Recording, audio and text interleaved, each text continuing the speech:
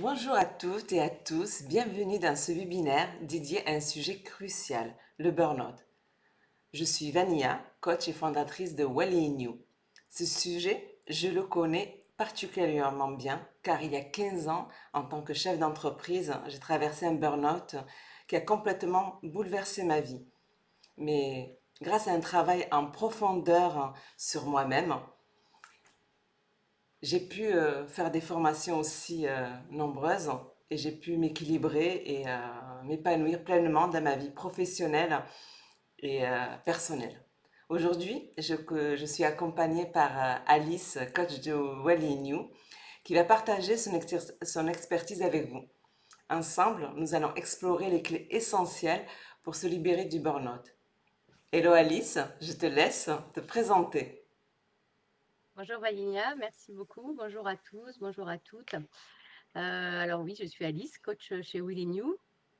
Alors à la base, je suis infirmière depuis 25 ans maintenant et j'ai enrichi aussi ma pratique infirmière par l'hypnose, donc je suis aussi hypnothérapeute.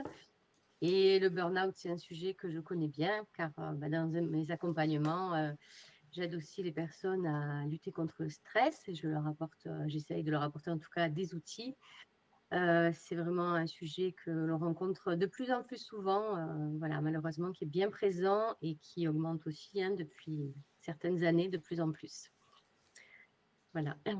Ah bah super. Euh, le terme et la définition du burn-out, c'est un domaine qui vient de l'aérospatiale.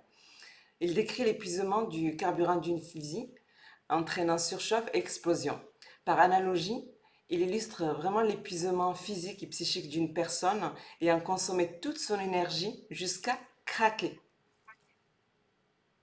Oui, tout à fait. C'est ça. Le burn-out, c'est vraiment défini comme un syndrome d'épuisement au travail euh, qui résulte d'un stress chronique avec plusieurs caractéristiques. Effectivement, il y a cet épuisement émotionnel et physique.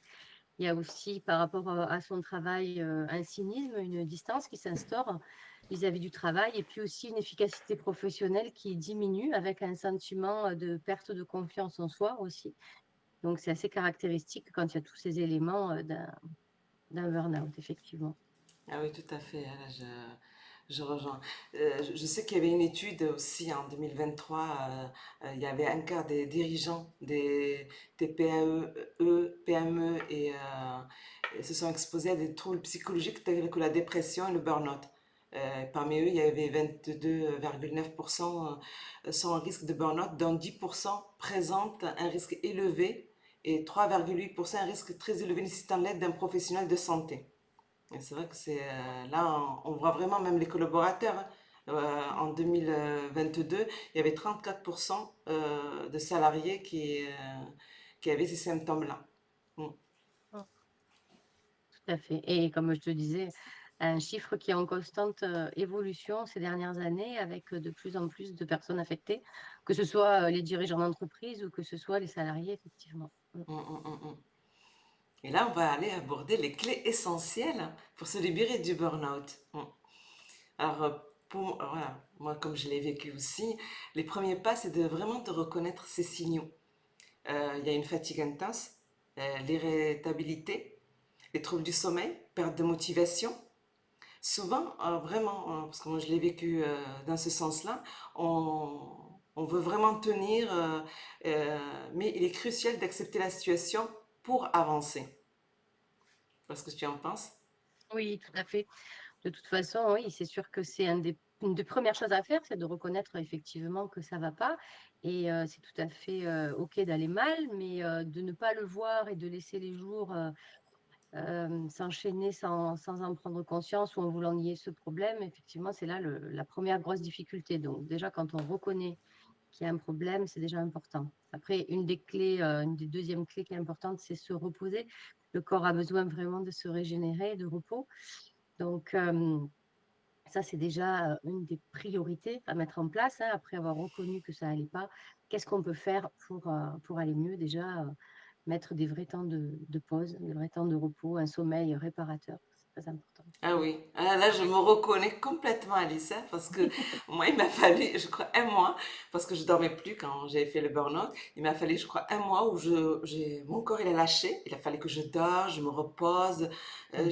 J'ai réappris au fur et à mesure à, à être dans mon élément, à accepter mon rythme, à écouter des choses, à regarder la nature, à vraiment me reconnecter dans des sens que j'avais perdus, parce que c'est la course, on est tout le temps pris dans notre Mm. dans notre vie, on se croit irremplaçable, alors que c'est Mm. faux Tout à fait. et qu'il faut déléguer. Mais moi, je rajouterais aussi qu'il est important d'autoriser du temps pour soi comme là et que ça signifie certaines responsabilités en pause. Au lieu de, comme moi, que quand j'ai eu ce burn-out, ben, il a fallu aussi que j'arrête l'entreprise. Alors que si je m'étais écoutée pour faire des pauses et que mon bien-être, je le pense avant, avant, Mm.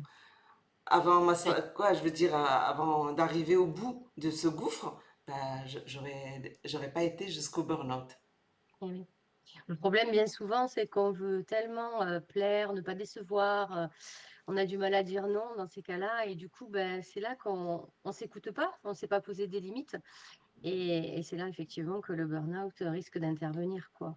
Mm, Une des clés aussi qui est importante à prendre en compte, c'est l'alimentation. Souvent, on sous-estime l'importance de l'alimentation, mais effectivement, pour avoir cette énergie, pour pouvoir se régénérer, en plus du sommeil, effectivement, avoir une vie le plus saine possible. Et puis avoir des repas équilibrés, riches en vitamines, en antioxydants, minéraux. Enfin voilà, il y a quand même beaucoup de choses aussi à mettre en pratique. C'est aussi ce qu'on essaye d'apporter avec notre accompagnement, des conseils très pratiques, précis et concrets, parce que souvent les personnes ne savent pas vraiment par où commencer et du coup, c'est important de redéfinir tout ça, quoi. Ah, complètement, je te rejoins là-dessus parce que l'alimentation, ben, ça permet aussi, parce que on dit que les intestins, c'est le deuxième cerveau et que si on l'alimente, ben, quand on arrive vraiment au burn-out, moi j'ai vécu dans ce sens, peut-être que des personnes qui vont écouter en replay sur YouTube, euh, ce webinaire, hein, ils se reconnaîtront peut-être, hein, c'est qu'on se nourrit très mal ou on mange trop. Moi c'était le contraire, je mangeais pas suffisamment. Et je m'alimentais pas, du coup j'avais tous les nutriments, tous les alertes, comme on dit, rouges. Ouais. Il fallait que je surcharge.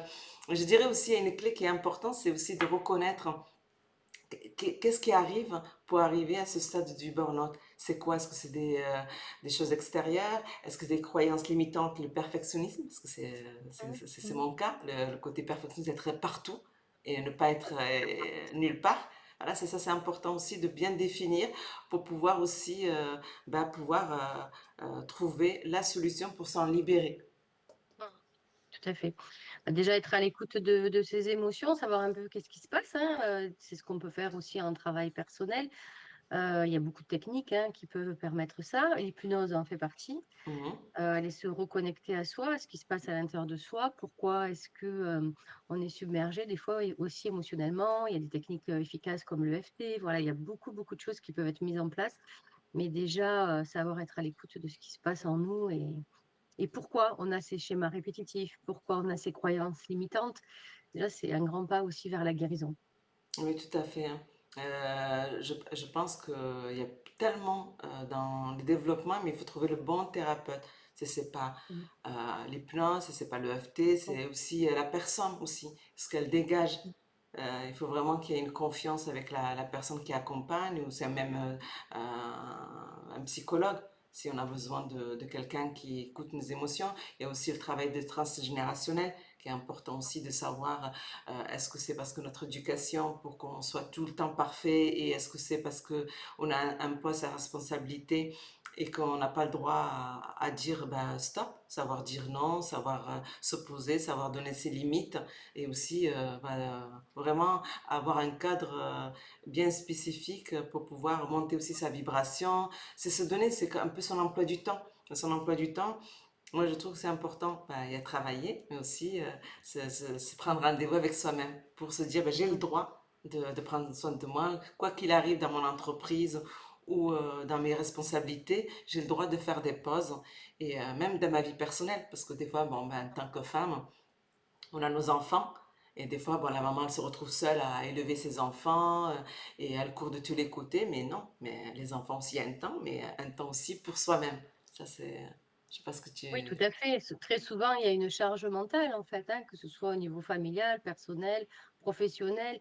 Les personnes, elles sont complètement perdues et elles ont besoin à ce moment-là d'une main tendue qui va pouvoir les guider, les accompagner au cas par cas d'une façon vraiment spécifique parce que finalement, il n'y a pas de méthode à proprement parler.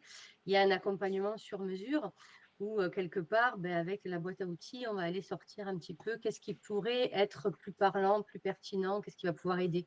Alors, effectivement, il y a les besoins fondamentaux qu'on vient d'énumérer, donc voir un peu, faire le bilan de où la personne elle en est Mm, vis-à-vis de tous ces besoins fondamentaux. Et puis après, effectivement, il va y avoir des clés et des outils qui vont être plus ou moins adaptés à ces problématiques.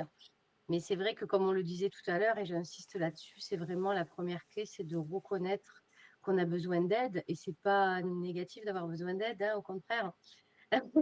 Ça permet voilà, oui, de sortir de situations où des fois ben, on est complètement perdu. Et puis voilà, tu l'exprimais bien tout à l'heure, tu es passé par là et aujourd'hui, quand on voit comme tu rayonnes, on sait que merci. c'est possible de s'en sortir. Voilà. Oui, moi, ce que je peux rajouter là-dessus, c'est que, et je te rejoins, c'est demander de l'aide. Ouais, C'est pas une faiblesse, au contraire, c'est une force. Parce que ben, chacun a a un domaine bien spécifique. Un chef d'entreprise, il maîtrise bien ce qu'il fait. Mais les bagages qu'il peut porter, que ça lui appartient ou lui appartient pas, les connexions avec certaines personnes, des fois il suffit juste de changer quand on prend un temps les choses. Moi je dis aujourd'hui, j'ai mon alarme à l'intérieur. Dès que je dépasse ou dans mes nouvelles activités des choses, hop, je stoppe tout. Même si ouais, je prends du ouais, retard, je médite, j'ai trouvé ma façon de faire. Je dis pas de méditer si les personnes sont pas dans cette spiritualité ou dans cette, mais trouver même rien que de la marche. ouais, tout à fait. Voilà. Faire une activité et aussi les valeurs. Pour moi, c'est très Mm. important, c'est être aligné. On travaille, nous, sur Waligno, les valeurs, avec plusieurs techniques, que ce soit dans l'hypnose, que ce soit dans le PNL, que ce soit dans l'EFT. Voilà, trouver les valeurs alignées, ce qui a du sens pour soi, être aligné avec soi, se connecter à l'intérieur. Et après, ben, il y a tout qui arrive en soi. Comme on dit, l'abondance, elle est illimitée. Et moi, Oui, tout à fait. j'adore. Ouais, ouais. C'est pour ça que je fais ça. Mm. Oui, puis cette abondance, elle peut venir quand la personne, voilà, elle est alignée entre ce qu'elle fait, ses valeurs, ce qu'elle pense, et trouver cet équilibre intérieur. Alors, comme tu disais tout à l'heure, ça peut être la méditation, voilà, une pratique plus spirituelle, mais ça peut être aussi le sport, par Mm. exemple. Avoir quelque chose qui lui convienne et qui lui permette justement de se retrouver. Et ça, je crois que c'est hyper important, surtout dans cette société où on court dans tous les sens, d'avoir des moments où on se retrouve soi avec soi aussi, Mm. savoir qu'est-ce qui nous plaît, parce que bah, des fois, on ne se pose même pas la question, qu'est-ce qui me ferait du bien, qu'est-ce qui me plairait, qu'est-ce qui viendrait nourrir tel ou tel besoin. Et du coup, bah, déjà, une des clés importantes, c'est de s'écouter, quoi, savoir, comme tu le disais tout à l'heure, pour trouver l'équilibre, justement, savoir se dire, oula, là, c'est un peu trop, là, je me suis pas assez écoutée, là, voilà. Ça, Mm. c'est vrai que c'est fondamental, quoi. Et c'est un peu bah, voilà, la philosophie qu'on a au sein de Well New, de pouvoir accompagner les personnes à trouver les propres réponses qu'ils ont à l'intérieur d'eux, finalement, hein. On est juste des guides et c'est eux qui ont les réponses à l'intérieur, mais des fois, il faut aller les Voilà. aider à aller les trouver. C'est juste, Voilà. voilà, le temps qu'ils puissent, parce que quand on entreprend des choses, on avance dans nos vies et on a plusieurs casquettes en tant que chef d'entreprise et en tant que responsable dans nos activités, ben, on ne voit pas ce qui est devant nous. Et là, comme tu dis, ben, c'est à nous. Et juste savoir les guider, poser les bonnes questions, les remettre en question avec quelqu'un qui ne les connaît pas pour pouvoir, c'est tel outil. Et au sein de YNU, ben, justement, on a plusieurs casquettes avec différents. Et une séance peut se faire avec Alice, une séance peut se faire avec moi, une autre avec Joanne, une autre avec Marion. Et c'est ça aussi qui fait cette richesse. C'est que chacun va amener sa petite part pour que la personne vraiment est l'essentiel, c'est qu'elle puisse avancer, faire son pas et être dans le chemin qu'elle souhaite, dans ses objectifs. Peut-être qu'elle avait un objectif au départ et qu'elle s'est un petit peu déviée parce qu'elle avait plein de choses. C'est pas une faiblesse, au contraire. parce que la vie, elle lui a mis plein de choses. Et peut-être que si elle est arrivée à ce stade de l'épuisement, c'est parce que ben, c'était plus aligné. Peut-être que c'était aligné avant, mais elle a changé d'énergie et c'est aujourd'hui, c'est une autre façon. Et c'est là où on pourra la guider pour qu'elle puisse s'épanouir et réussir dans ce qu'elle entreprend. Tout à fait. C'est une belle mission. Voilà. Je sais pas si tu veux rajouter sur une clé essentielle qu'on avait peut-être oubliée, je sais pas. Tu, tu me Ben, dis. je crois que déjà, si les personnes écoutent ce webinaire avec attention jusqu'à la fin, c'est que déjà, ils sont intéressés pour en savoir plus, peut-être, et entamer cette démarche. Alors, des fois, c'est juste une petite graine qui est semée aujourd'hui, dans cet instant présent, qui prend Mm, le temps de germer. Mais voilà, de savoir surtout qu'ils ne sont pas seuls, qu'il y a des solutions, parce que souvent, quand on est en situation de burn-out, ou bien avant d'arriver au burn-out, dans une situation d'épuisement professionnel, euh, ben, l'angoisse, c'est de se dire, mais je vais pas m'en sortir, quoi. Il y a pas de solution. Et si, il y a des mm. solutions, bien sûr, et des personnes qui sont là pour vous aider. Ça change tout, quoi. De pas être tout seul, voilà. Ah, cool, super. Oui, oui, moi je suis d'accord avec ça. C'est que si les personnes les écoutent, c'est qu'il y a il y a un intérêt. Le burn-out, ça leur parle. Et aussi, je dirais aussi aux champs d'entreprise qui sont aussi leurs collaborateurs, qu'on a aussi des solutions comme la sophrologie, comme de la communication dans les groupes, que voilà, aussi il y a des casquettes qui peuvent être différentes et que des personnes aussi ils ont certains postes et peut-être que c'est juste en les écoutant, peut-être qu'on leur proposer une communication pour qu'ils puissent monter en compétences et aller dans quelque chose qui va les animer et aussi être plus productifs dans le côté entreprise. Ça aussi, c'est ce qu'on propose aussi. C'est aussi les collaborateurs font aussi que l'entreprise et que le chef d'entreprise puisse évoluer dans le même sens. Parce que des fois, c'est juste la communication, la façon de déléguer les choses qui ne sont pas comprises et que les surcharge des fois.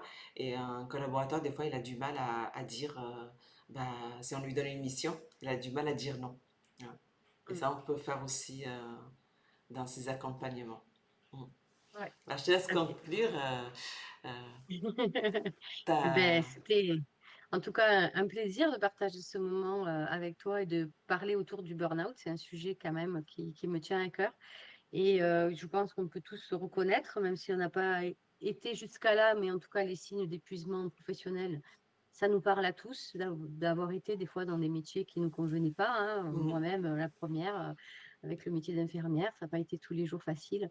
Et le fait d'avoir fait aussi, tout comme toi, une démarche de développement personnel, d'avoir fait des formations, de m'être enrichie de tous ces outils, font qu'aujourd'hui, c'est pas que je suis plus confrontée, c'est que je suis plus armée.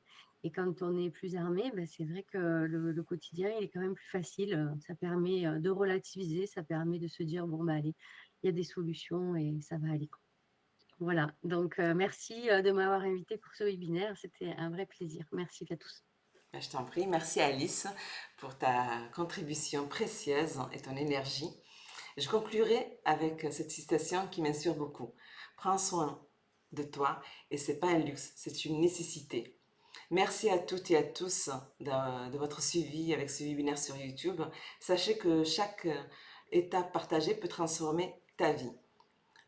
Pense, si tu veux aller plus loin, à nous contacter pour un bilan personnalisé et ou pour en savoir un peu plus sur nos accompagnements chez Wally New.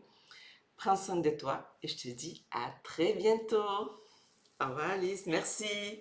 À très bientôt. Merci.